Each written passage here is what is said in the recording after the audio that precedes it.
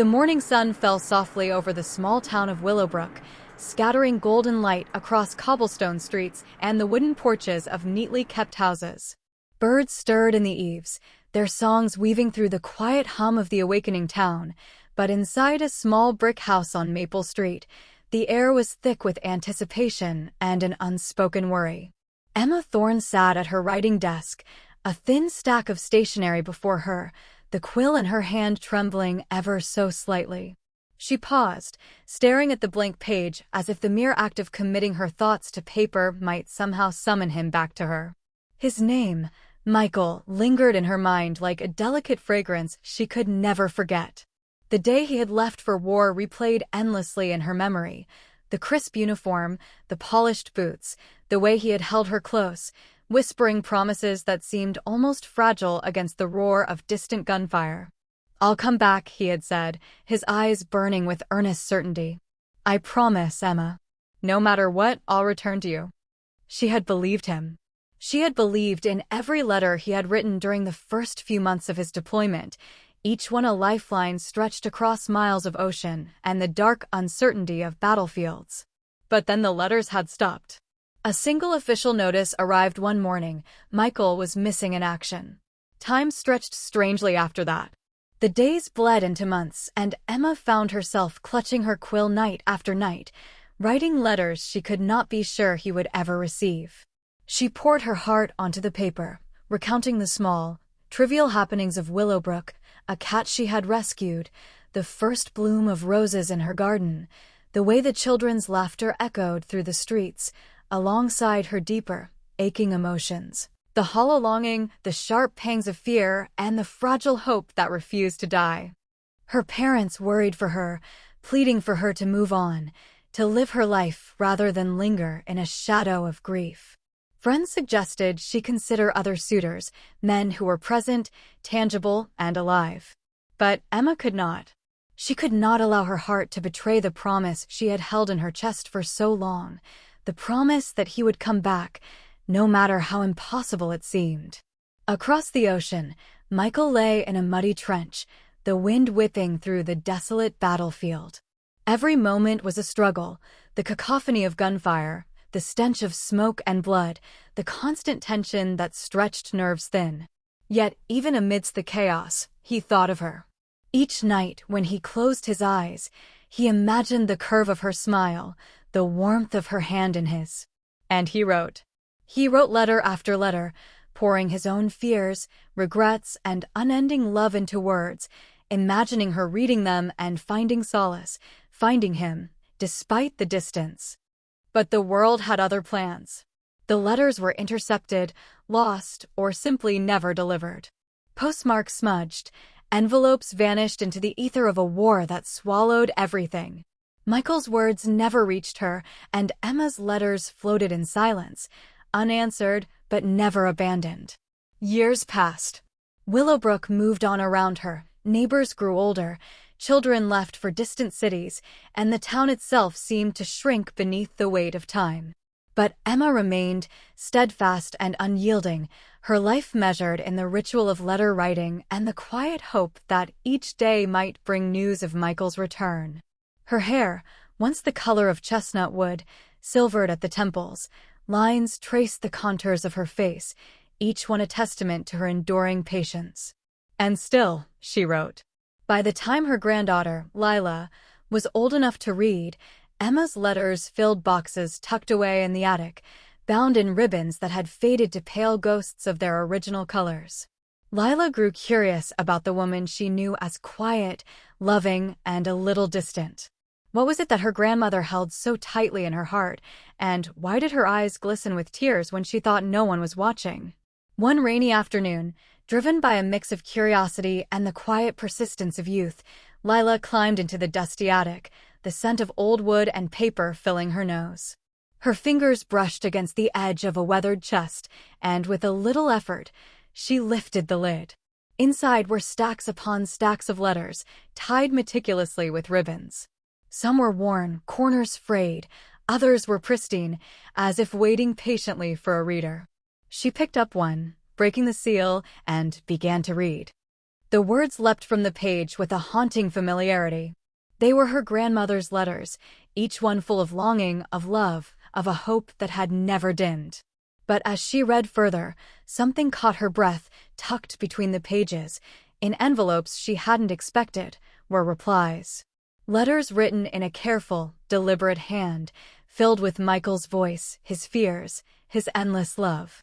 They had been written, yet never delivered. Lila's hands trembled. She could feel the weight of decades pressing down years of love, of waiting, of silent devotion, trapped in paper and ink. She understood then the depth of her grandmother's heart, the magnitude of a promise kept even when the world seemed determined to break it. And in that moment, Lila knew her duty, to honor this love, to bring it into the light. She carefully gathered the letters, holding them close to her chest, imagining the reunion that could never happen, and the reunion that had already lived in the heart of the woman who had written them. Emma had loved not for recognition, not for return, but for the pure, unyielding force of her devotion, and that, Lila realized, was a love that even time could not diminish. The rain tapped against the attic window, a soft, rhythmic reminder that life moved forward, even as the past lingered in every shadow. Outside, the town of Willowbrook continued its quiet rhythm, unaware of the treasures of devotion that lay hidden in a small attic. And yet, in the hearts of two women, separated by generations but bound by the enduring power of love and hope, the letters whispered their truth, that even when voices are silenced, even when promises go unheard, love endures, patient and unbroken. Across every impossible distance. Lila couldn't sleep that night. The letters lay on her bed, their soft rustle like whispers of a past she had only just begun to understand. She read them again and again, each word peeling back the layers of her grandmother's life, each sentence a heartbeat she had never heard. Michael's letters were different from her grandmother's, urgent, raw, heavy with fear and longing, but tender in ways that made Lila ache. He had survived battles she could barely imagine, had endured nights of cold and hunger, and yet, in every line, he spoke of Emma. Always Emma.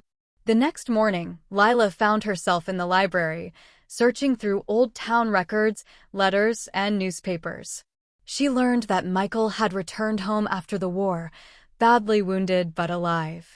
He had sought out Emma's address immediately, only to discover that his letters had vanished somewhere in the labyrinth of the postal system. He had waited, hoping they would eventually reach her, visiting the town frequently but never finding her, assuming she had moved on, perhaps remarried. As Lila read, the room seemed to shrink around her. Time had been cruel, playing a merciless game with two hearts meant for each other.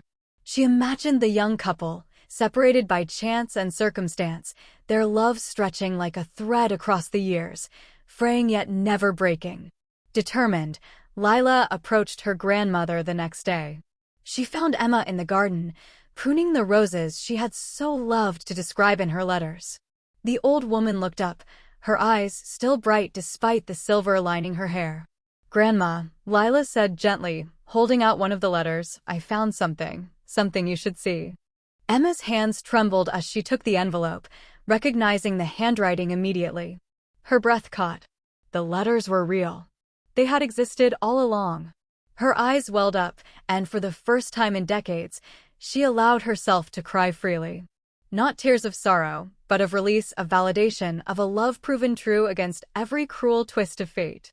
Over the following weeks, Lila and Emma pored over the stack of letters together. Emma laughed softly at Michael's jokes, winced at his confessions of fear, and sighed at his persistent, unwavering love.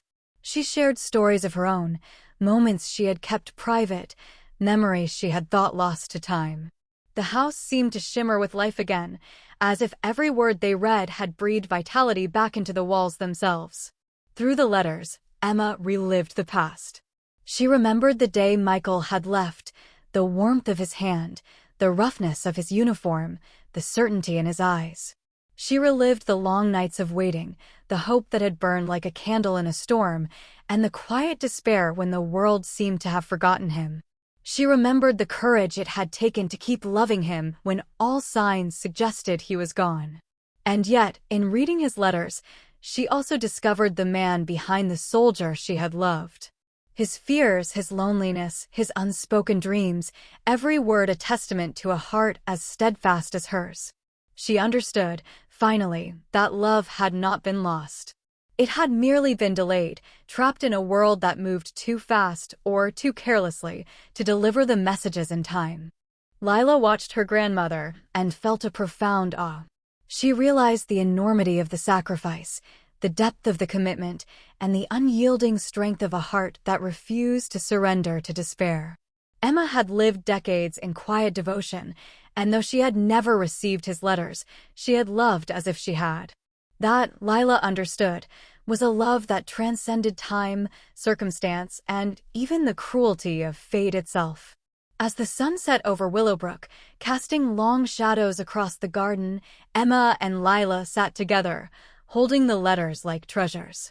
For the first time in a lifetime, Emma allowed herself to speak aloud the words she had written in silence for so many years.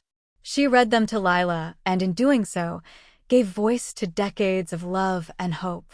Michael's replies followed, and the two women created a dialogue across time, their hearts mending in ways the world had never allowed in life. The story of Emma and Michael spread slowly through the town, carried by whispers and retellings. Neighbors marveled at the enduring devotion, at the courage to hope despite despair, at a love story that had survived decades of separation. Children listened wide-eyed, lovers held hands tighter, and those who had grown cynical found themselves softened by the reminder that true love, patient and unwavering, could endure even the harshest trials.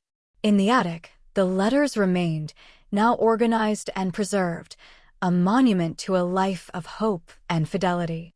Lila placed them carefully back in the chest, knowing that one day, someone else might discover them and be touched by the same truth, that love, when true, is never lost. It merely waits, patient and enduring, until it can finally be acknowledged.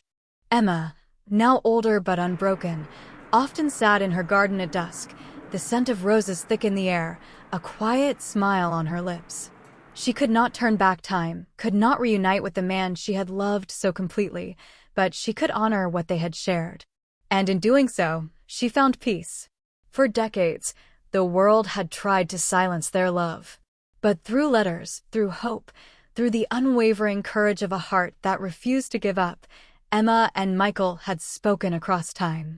Their story, though tragic in its delays and losses, was a testament to the endurance of love, a love that could survive war, separation, and even the indifference of the world itself. And as the stars emerged one by one in the night sky above Willowbrook, Emma whispered softly, "I never stopped loving you." Though he was gone, his letters had always returned to her in spirit, carrying the truth she had always known, that love, patient and eternal, would always find its way home.